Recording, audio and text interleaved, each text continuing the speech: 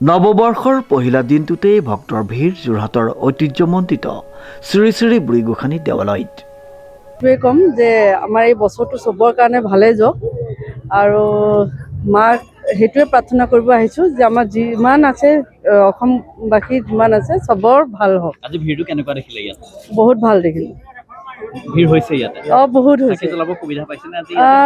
কেনেবাকৈ মেনেজ কৰিছোঁ আৰু। হয়, ভিৰৰ কাৰণে। ভিৰৰ কাৰণে। উল্লেখযোগ্য যে আজি 1 জানুৱাৰী ইংৰাজী নৱবৰ্ষৰ প্ৰথমটো দিন। যোৰহাটৰ 1794 চনতে প্ৰতিষ্ঠিত অন্যতম মহিমামণ্ডিত শক্তিপীঠ শ্ৰী শ্ৰী বুঢ়ীগোসানী দেৱালয়ত পৰিলক্ষিত হ'ল অসমৰ বিভিন্ন প্ৰান্তৰ ভক্তৰ সমাগম।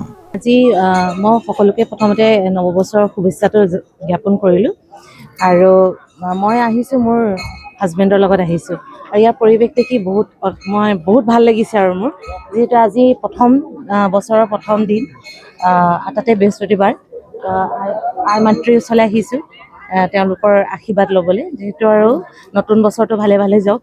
যোৱা বছৰ যিটো 2025 গম পাই যেনেকুৱা হৈছে আৰু পৰিস্থিতি যেন দুনাই নহওক আৰু এই বছৰটো সকলোৰ কাৰণে ভাল হওক সেইটোৱে মোৰ মানে কামনা লৈ আজি আহিছোঁ আৰু চবৰে নতুন বছৰ শুভেচ্ছা থাকিল মোৰ ফালৰ পৰা আমাৰ ফালৰ পৰা দুয়ো ফালৰ পৰা। হাজাৰ হাজাৰ ভক্তৰ সমাগমেৰে আধ্যাত্মিক পৰিৱেশে বিৰাজ কৰিছে শক্তিপীঠ ভাগিত।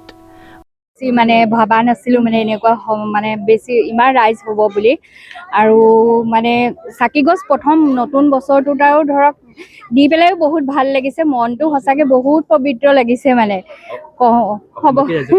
অসমবাসী ৰাইজকৰ মই নতুন বছৰৰ শুভেচ্ছা জনাইছোঁ, সকলোৰে যাতে ভাল হওক আৰু তাৰ কামনাৰে। উল্লেখযোগ্য যে 1794 চনতে স্বৰ্গদেউ ৰুদ্ৰসিংহই মা দুৰ্গাৰ মূৰ্তিভাগি আনি যোৰহাট নগৰৰ গৰালিৰ সমীপত স্থাপন কৰিছিল। সকলোৰে শুভ হওক, সকলোৰে ভাল হওক আৰু পৰিৱেশটো একচুৱেলি শান্ত হওক, গতিকে সেইটোৱে বিচাৰোঁ সকলোৰে। আৰু এইটো নহয় যে পাৰ্টিকুলাৰ এজনৰ কাৰণে বা মানে সকলোৰে কাৰণে ভাল হওক, গতিকে আই মাতৃয়ে আশীৰ্বাদ কৰক সকলোকে। আমাৰ ফালৰ পৰা ইংৰাজী নৱবৰ্ষৰ শুভেচ্ছা জ্ঞাপন কৰিলোঁ। ধন্যবাদ সকলোলৈকে থাকিলে। তেতিয়াৰ পৰাই পূজা অৰ্চনাৰে চলি আছে পবিত্ৰ তীৰ্থভূমি ভাগি।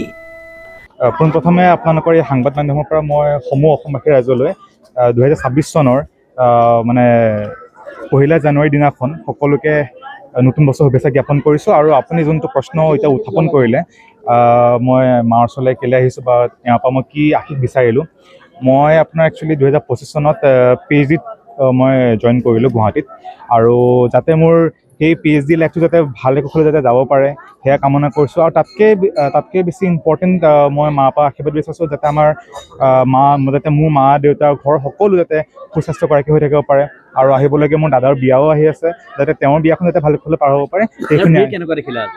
ভিৰ যথেষ্ট হৈছে আৰু যিহেতু আজি বতৰ অকণমান ফৰকালে দেখিছোঁ সেইকাৰণে আজি মানে সমাগম অকণমান বেছি, মানে যোৱাবাৰ তুলনাতকৈ এইবাৰ অকণমান সমাগমটো বেছি। ইংৰাজী নৱবৰ্ষৰ উপলক্ষে পুৱাৰ পৰা এই পবিত্ৰ স্থলত ধৰ্মপ্ৰাণ ৰাইজৰ ভিৰ পৰিলক্ষিত হয়।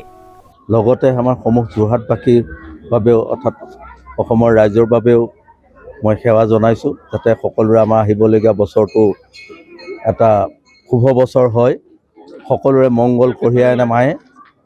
যিহেতু আমি হিন্দু ধৰ্মাৱলম্বী গতিকে মাৰ আশীষৰ আমাৰ বহুত প্ৰয়োজন, গতিকে মাৰ ওচৰত এইটোৱে প্ৰাৰ্থনা জনাইছোঁ যে নিৰাপদে নিৰ্বিঘ্নে তথা বেমাৰ আজাৰ বা সকলোখিনি আৰু লগতে আমাৰ সমূহ পৰিৱেশটোৰ লগতে, কাৰণ পৰিৱেশৰো বহুত কথা থাকে, সেইখিনি সকলোখিনি যাতে ভালে কুশলে সুস্থ হৈ থাকে, সবলভাৱে পাৰ হয়, মাৰ ওচৰত এই প্ৰাৰ্থনাটো।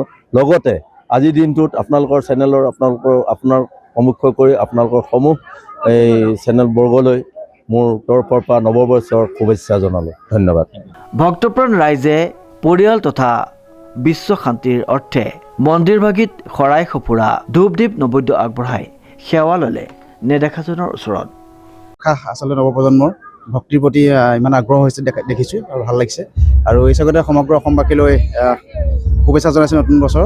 আৰু দেখিছে জুবিনদাৰ কাৰণে অকণ মনটো বেয়া লাগি আছে, তথাপিও তেওঁ যাতে সদগতি লাভ কৰাৰ কাৰণে তেওঁৰ আত্মাও ভালকৈ থাকক তাৰে কামনা কৰিছোঁ। হয় হয় বহুত ভাল লাগিছে চবকে হেপী নিউ ইয়েৰ সকলোৰে বছৰটো যাতে ভালে কুশলে যাওক ভালকে থাকক চব সেয়াই কামনা কৰিলোঁ চাকিত কিবা জ্বলালে?